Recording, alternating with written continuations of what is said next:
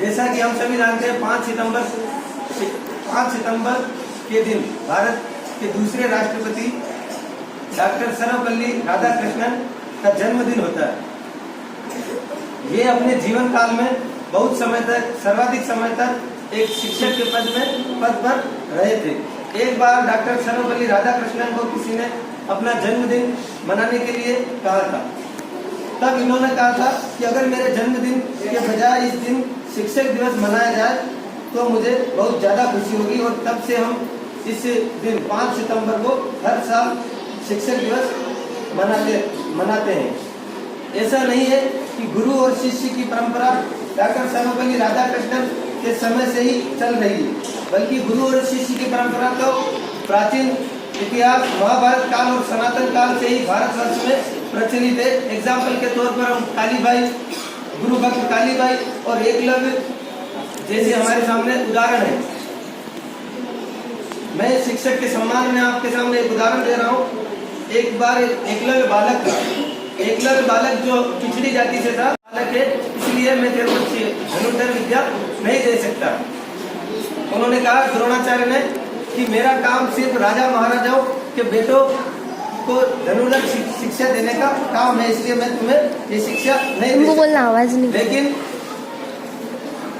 बालक एकलव्य ने हार नहीं मानते हुए गुरु द्रोणाचार्य की मिट्टी की मूर्ति बनाई और उसको अपने सामने रखकर और उन्हें गुरु मानकर धनुर्धर विद्या सीख ली।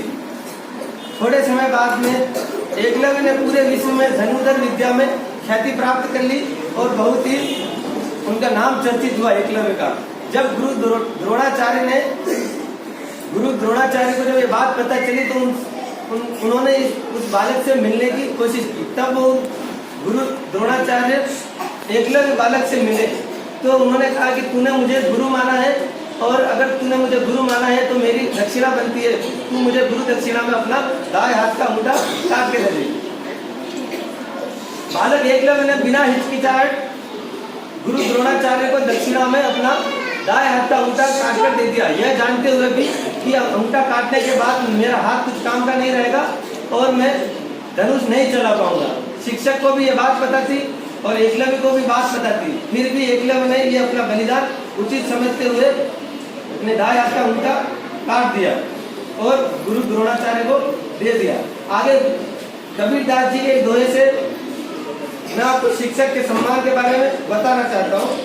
गुरु गोविंद दो खड़े काके लागू पार, बलिहारी गुरु आपने गोविंद दियो बताए, कबीरा गोविंद दियो बताए।